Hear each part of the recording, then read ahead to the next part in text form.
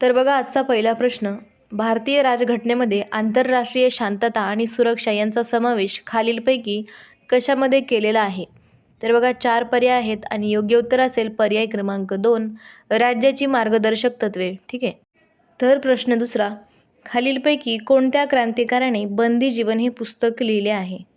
तर बघा 4 ऑप्शन आहेत आणि योग्य उत्तर असेल पर्याय क्रमांक 3, सचिंद्रनाथ सन्याल यांनी बंदी जीवन हे पुस्तक लिहिले आहे. त्यामुळे योग्य उत्तर असेल पर्याय क्रमांक 3. प्रश्न तिसरा, खालीलपैकी कोणते भारतीय राज्यघटनेतील कलम हे समान नागरी कायद्याच्या संदर्भात आहे? तर बघा 4 पर्याय आहेत आणि योग्य उत्तर असेल पर्याय क्रमांक 1, कलम 44. ठीक आहे.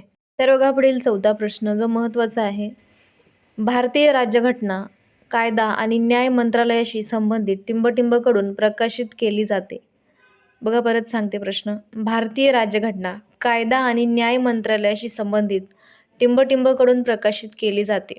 तर बघा 4 पर्याय आहेत आणि याचं योग्य उत्तर असेल पर्याय क्रमांक 1, वैधानिक विभाग. ठीक आहे. पुढील 5वा प्रश्न, जनहित याचिका ही संकल्पना खालील कोणत्या रोमन लॉ तत्वावर आधारित आहे? बघा हा पण महत्त्वाचा प्रश्न आहे. 4 पर्याय आहेत आणि योग्य उत्तर असेल पर्याय क्रमांक 4, ॲक्शिओ पॉप्युलरिस. ठीक आहे. पुढील 6वा प्रश्न, खालीलपैकी कोणती गोष्ट फौजदारी कायद्यात न मोडता दिवाणी कायद्यात मोडते? तर बघा 4 ऑप्शन आहेत आणि योग्य उत्तर असेल पर्याय क्रमांक 4, घटस्फोट. ठीक आहे, घटस्फोट. तर बघा पुढील 7वा प्रश्न, खालीलपैकी कोण संविधान सभेचे सदस्य नव्हते? तर बघा 4 पर्याय आहेत आणि योग्य उत्तर असेल पर्याय क्रमांक 1, महात्मा गांधी. ठीक आहे, महात्मा गांधी हे संविधान सभेचे सदस्य नव्हते. बाकीचे 3 ऑप्शन आहेत ते संविधान सभेचे सदस्य होते. ठीक आहे, त्यामुळे उत्तर असेल पर्याय क्रमांक 1, महात्मा गांधी. तर बघा पुढचा प्रश्न पण महत्त्वाचा आहे, राज्यसभेच्या निवडणुकीसाठी गुप्त मतदान पद्धतीच्या जागी खुल्या मतदान पद्धतीची तरतूद कोणत्या वर्षी करण्यात आली?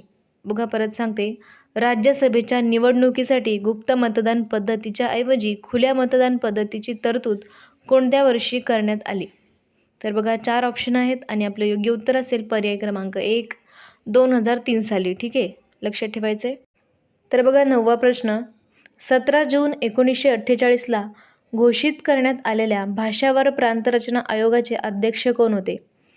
तर बघा 4 पर्याय आहेत आणि योग्य उत्तर असेल पर्याय क्रमांक 1, न्यायमूर्ती S.K. दार. ठीक आहे.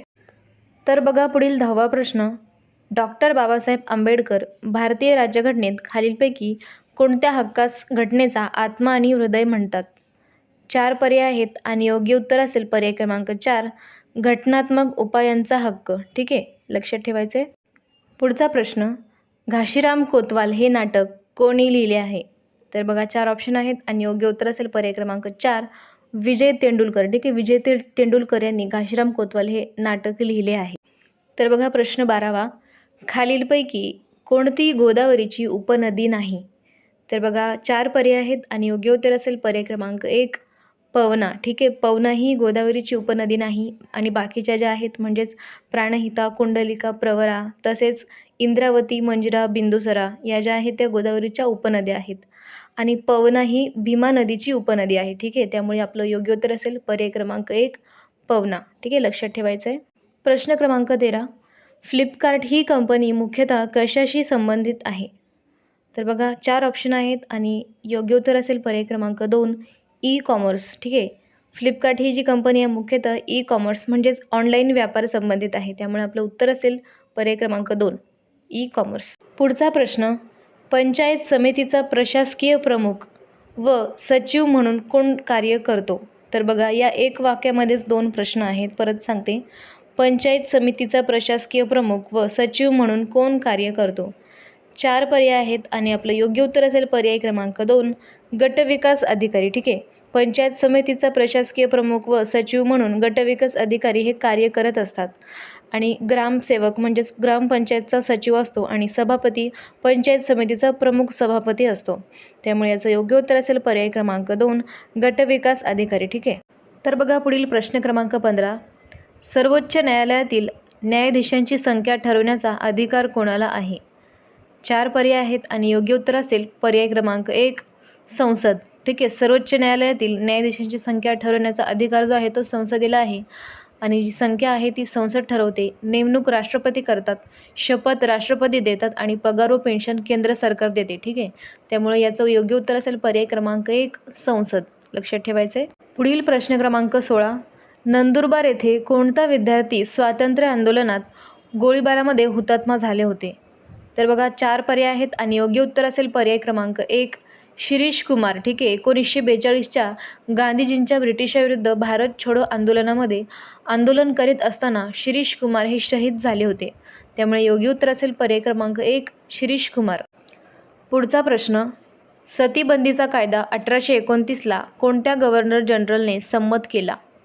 4 ऑप्शन आहेत आणि योग्य ऑप्शन असेल पर्याय क्रमांक 1 विल्यम बेटिंग. ठीक आहे, सतीबंदीचा जो कायदा आहे 1829ला विल्यम बेटिंग या गव्हर्नर जनरलने संमत केला.